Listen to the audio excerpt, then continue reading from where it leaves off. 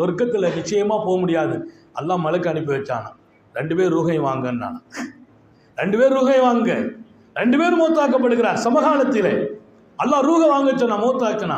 மௌத்தான பின்னால சொன்னா, காலமெல்லாம் வணங்கிய வணக்கசாலி இபாதத்துடையவர், ஒரு நிமிஷம் அல்லாஹ் மறக்கல்ல, இவரை நரகத்திற்கு அனுப்புங்கள் என்றான் அல்லாஹ். மலக்கை கேட்டாராம், ரப்பே ஒரு நிமிஷம் ஒன்று மறக்காத மனுஷனாச்சே, அவனை தூக்கி நரகத்தில் போடுங்க, இவனை சொர்க்கத்துக்கு அனுப்புங்க, இவனை சொர்க்கத்துக்கு அனுப்புங்க. அசரத்து நல்லதா போச்சு, பாவம் செய்தாத்தான் பாக்கியம் போல தெரியுதுன்னு நினைச்சிடக்கூடாது. இது சாதாரண செய்தி அல்ல, முஹம்மது ரசூலுல்லாஹ் சொன்ன செய்தி. இவனை சொர்க்கத்துக்கு அனுப்புங்க சொல்லிட்டு அல்லாஹ் சொன்னான், என் அன்பை என் கருணையை அவன் இல்லை என்று சொல்லிவிட்டான். அல்லாஹ் உன்னை மன்னிக்க மாட்டான். யார் அவன்? 1000 பாவம் செய்தாலும் நான் மன்னிப்பவன். மன்னிப்பவன் என்பது என் சிஃபத். என் சிஃபத்தை அவன் இல்லாமல் ஆக்கினான், அவன் நரகத்துக்கு போகட்டும் என்றான் அல்லாஹ். அவன் அடியான், அவன் சொல்றான், அல்லாஹ் பார்த்துக்கிடுவான், என்ன நான் அவனுக்கு எனக்கு உள்ள பிரச்சனை, நீ ஒன்றும் தலையிடாதுங்கிறான். இவன் சொல்றான், உன்னை மன்னிக்கவே மாட்டான் அல்லாஹ். அந்த வார்த்தை ஹதீஸ்ல வந்து லைன் யஃபிர் அல்லாஹ், நிச்சயமாக சத்தியமாக உன்னை அல்லாஹ் மன்னிக்க மாட்டான்னு சொல்லி இருக்கிறான். என்ன மன்னிக்க மாட்டான்னு சொல்றது இவன் யாரு? என் அடியான் பாவம் செய்தவர்களுக்கு நான் மன்னிக்காமல் யாரு மன்னிப்பது? அப்போ பாருங்க, அவன் அன்பின் எல்லை எங்கே? பாப்பா கூட அத்தா கூட குறிப்பிட்ட 2 தடவைக்கு மேல 3 தடவை பாவம் செய்தா நீலாம் ஒரு மகனே இல்லைன்னு சொல்லிடுவார். அல்லாஹ் சொல்றான், கொல் யா இபாதி அல்லதீன அஸ்ரஃபு, வரம்பு மீறி எல்லை தாண்டி எல்லையை தாண்டி தவறு செய்த என் அடியானே என்றானா. அது என்னங்க, அவ்வளவு பாவம் செய்தானோ நீ என் அடியான் தான் அல்லாஹ் சொன்னான். ஒரு அத்தா கூட சொல்வார், இவ்வளவு பாவம் செய்துட்டியப்பா, நான் சொன்னதெல்லாம் நீ கேட்கலையே, நீ எனக்கு மகனே இல்லைன்னு சொல்வார். அல்லாஹ் சொன்னா, அப்போதும் நீ என் அடியான் தான்.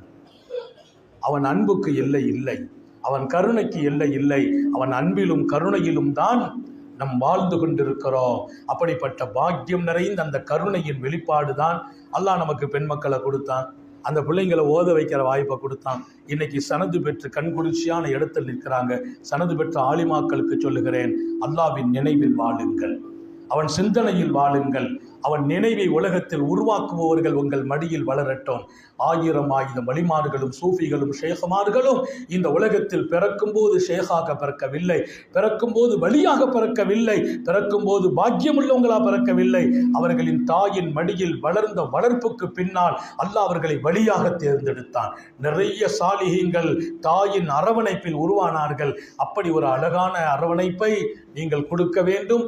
சீரிய பண்புகளில் பிள்ளைகள் வளர வேண்டும், உயர்ந்த தன்மைகள் பிரதிபலிக்க வேண்டும். ஒவ்வொரு நாளும் புதிய நாள் என்ற உணர்வோடு நாளைக்கு நான் எப்படி என் வாழ்க்கையில புதிய தன்மைகளை உருவாக்க வேண்டும் என்று சிந்திக்கும் இடத்தை இந்த நேரத்தில் விட்டு என் வார்த்தைகளை நிறைவுபடுத்துகிறேன். எல்லாம் அல்ல அல்லாஹ் அவன் பொருந்தி கொண்டவர்களில் நம்மை ஆக்கி வைப்பானாக, சோதனைகளை கடந்து வாழச் செய்வானாக. காலங்கள் பல நாட்களில் நம்ம நிறைய தவறு செய்திருப்போம், நமக்கென்று நம்ம உள்ள 1000 குற்றங்களை தூண்டி இருக்கும். நம்மளை மீறி அது சொல்லும், உன்ன மாதிரி சிறப்பான ஆள்லாம் இல்லைன்னு சொல்லியிருக்கோம். இதையெல்லாம் தாண்டி அல்லாஹ்வுக்கு பிரியம், நான் ஒண்ணுமில்லை, நான் தகுதியற்றவன் சொல்லுனா அல்லாஹ் பிரியப்படுறான்.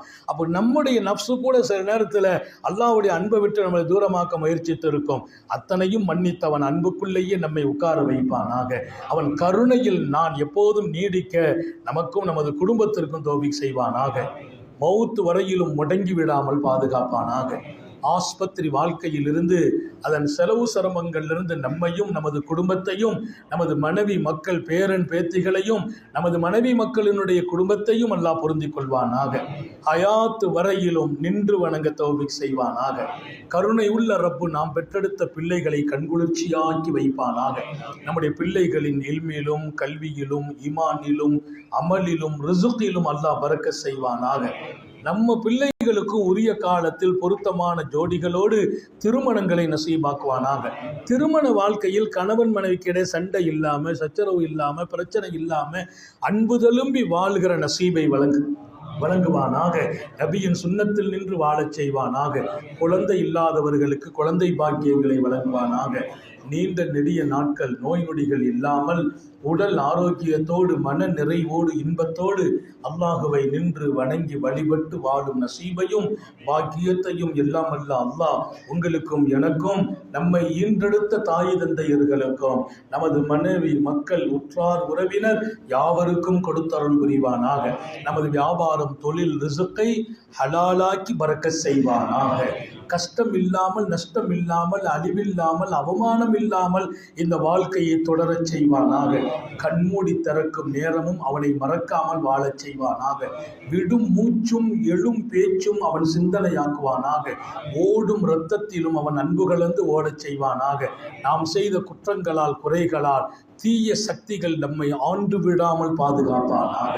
நமது உயிரினும் மேலான கண்மணி ஹாத்தமுன் நபியின் சர்க்காரை ஆலம் சுந்தர நபிகள் ஸல்லல்லாஹு அலைஹி வஸல்லம் அவர்களை கனவிலும் நனவிலும் கண்டுகளிக்கும் பெரும் பாக்கியத்தை அல்லாஹ் நம் எல்லோருக்கும் கொடுத்தருள் புரிவானாக என்ற நல்ல துஆக்களோடு உங்கள் எல்லோருடைய துஆவை ஆதரவைத்து, குறிப்பாக உலமாக்கள், இங்கே மஸ்ஜிதுகளை கட்டிய பாக்கியம் நிறைந்த என் அன்பு சகோதரர் ரஃபீக் ஹாஜி அவர்கள் உட்பட இந்த சிறப்பான நிகழ்ச்சியில் கலந்து கொண்ட உலமாக்களின் உயிரோட்டமான துஆ, நம்முடைய முரீதுகள் நிறைய இங்கே இருக்கிறாங்க, கனியாஜார் உட்பட அத்தனை பேர்களின் பரக்கத்தான துஆ.